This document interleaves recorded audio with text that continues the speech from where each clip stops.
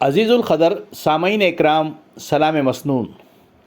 Doctor are Abdul Hamid انمول series سے آپ سے مخاطب ہوں۔ شیخ الحدیث حضرت مولانا زکریا صاحب رحمۃ اللہ علیہ کی تالیف فضائل رمضان سے انتخاب کی دوسری قسط پیش کرنے کی سعادت حاصل کر رہا ہوں، سماعت فرمائیں۔ اعوذ باللہ من الشیطان الرجیم، بسم اللہ الرحمن الرحیم، نحمدہ و نصلی علی رسولہ الکریم، اما بعد۔ کعب بن عجرہ رضی اللہ تعالیٰ عنہ کہتے ہیں کہ ایک مرتبہ نبی کریم صلی اللہ علیہ وسلم نے ارشاد فرمایا کہ ممبر کے قریب ہو جاؤ۔ ہم لوگ حاضر ہو گئے۔ جب حضور صلی اللہ علیہ وسلم نے ممبر کے پہلے درجے پر قدم مبارک رکھا تو فرمایا آمین۔ جب دوسرے پر قدم رکھا تو فرمایا آمین۔ جب تیسرے پر قدم رکھا تو فرمایا آمین۔ جب آپ خطبے سے فارغ ہو کر نیچے اترے تو ہم نے عرض کیا، ہم نے آج آپ صلی اللہ علیہ وسلم سے ممبر پر چڑھتے ہوئے ایسی بات سنی جو پہلے کبھی نہیں سنی تھی۔ آپ صلی اللہ علیہ وسلم نے ارشاد فرمایا کہ اس وقت جبرائیل علیہ السلام میرے سامنے آئے تھے۔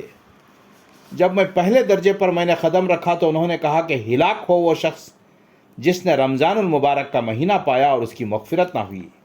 میں نے کہا آمین۔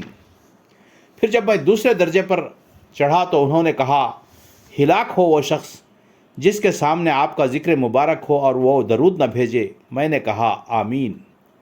جب میں تیسرے درجے پر چڑھا تو انہوں نے کہا ہلاک ہو وہ شخص جس کے سامنے اس کے والدین یا ان میں سے کوئی ایک بڑھاپے کو پہنچ جاویں اور اس کو جنت میں داخل نہ کرائیں۔ میں نے کہا آمین۔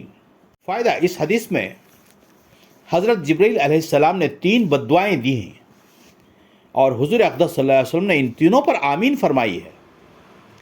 اول تو حضرت جبرائیل علیہ السلام جیسے مقرب فرشتے کی بددعا ہی کیا کم تھی، اور پھر حضور اقدس صلی اللہ علیہ وسلم کی آمین نے تو جتنی سخت بددعا بنا دی وہ ظاہر ہے۔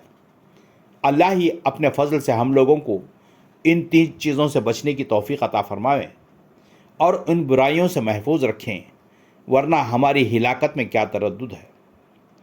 در منصور کی بعض روایت سے معلوم ہوتا ہے کہ خود جبرائیل علیہ السلام نے حضور صلی اللہ علیہ وسلم سے کہا کہ آمین کہو، تو حضور صلی اللہ علیہ وسلم نے فرمایا آمین، جس سے اور بھی زیادہ اہتمام معلوم ہوتا ہے۔ اول وہ شخص کہ جس پر رمضان المبارک گزر جائے اور اس کی بخشش نہ ہو، یعنی رمضان المبارک جیسا خیر و برکت کا زمانہ بھی غفلت اور معاصی میں گزر جائے کہ رمضان المبارک میں مغفرت اور اللہ جل شانہ کی رحمت بارش کی طرح برستی ہے، بس جس شخص پر رمضان المبارک کا مہینہ بھی اس طرح گزر جائے کہ اس کی بدعمالیوں اور کوتاہیوں کی وجہ سے وہ مغفرت سے محروم رہے، تو اس کی مغفرت کے لیے اور کون سا وقت ہوگا اور اس کی ہلاکت میں کیا تعامل ہے۔ اور مغفرت کی صورت یہ ہے کہ رمضان المبارک کے جو کام ہیں، یعنی روزہ، تراویح، ان کو نہایت اہتمام سے ادا کرنے کے بعد ہر وقت کثرت کے ساتھ اپنے گناہوں سے توبہ و استغفار کرے۔ اپنے گناہوں سے توبہ و استغفار کرے، اپنے گناہوں سے توبہ و استغفار کرے۔ شخص جس کے لیے بددعا کی گئی وہ ہے جس کے سامنے نبی کریم صلی اللہ علیہ وسلم کا ذکر مبارک ہو اور وہ درود نہ پڑھے۔ اور بھی بہت سی روایات میں یہ مضمون وارد ہوا ہے۔ اس وجہ سے بعض علماء کے نزدیک جب بھی نبی کریم صلی اللہ علیہ وسلم کا ذکر مبارک ہو تو سننے والوں پر درود شریف کا پڑھنا واجب ہے۔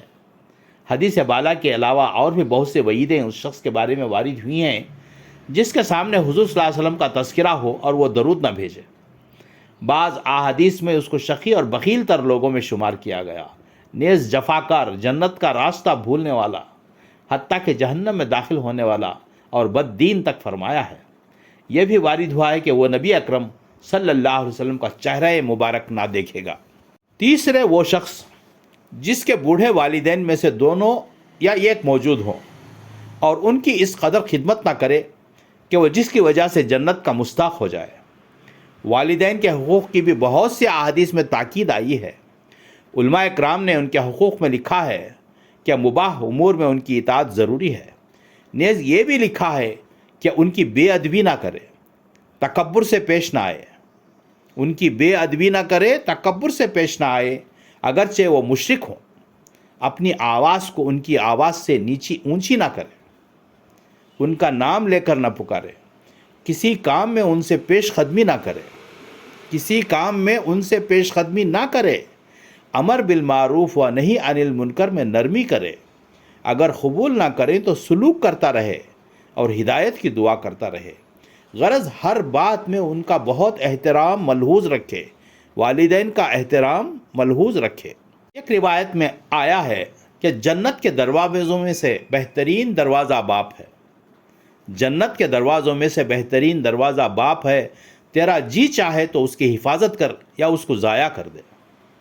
یہ ایک صحابی رضی اللہ عنہ نے حضور صلی اللہ علیہ وسلم سے دریافت کیا کہ والدین کا کیا حق ہے، والدین کا کیا حق ہے؟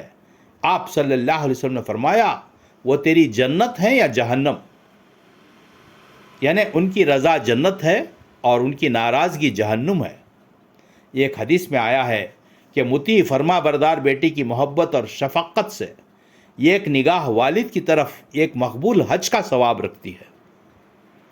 ایک حدیث میں ارشاد ہے کہ شرک کے سوا تمام گناہوں کو جس قدر دل چاہے اللہ معاف فرما دیتے ہیں، مگر والدین کی نافرمانی کا مرنے سے قبل دنیا میں بھی وبال پہنچاتے ہیں، والدین کی نافرمانی کا مرنے سے قبل دنیا میں بھی وبال پہنچاتے ہیں۔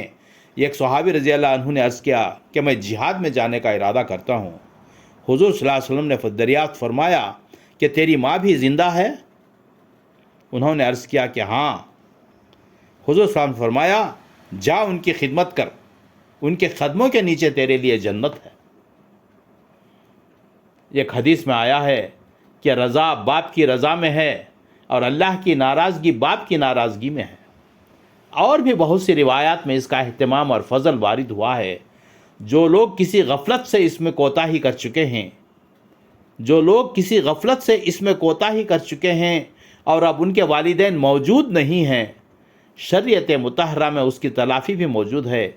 ایک حدیث میں ارشاد ہے جس کے والدین اس حالت میں مر گئے ہوں کہ وہ ان کی نافرمانی کرتا ہو تو ان کے لیے کثرت سے دعا اور استغفار کرنے سے فرما برداروں میں شمار ہو جاتا ہے، اور ان کے لیے کثرت سے دعا اور استغفار کرنے سے فرما برداروں میں شمار ہو جاتا ہے۔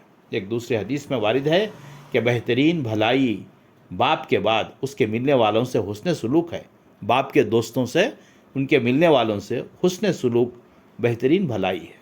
اللہ تعالی ہم تمام کو اور سارے امت مسلمہ کو ان احادیث پر غور کرنے اور کہنے سننے سے زیادہ عمل کرنے کی توفیق عطا فرمائے۔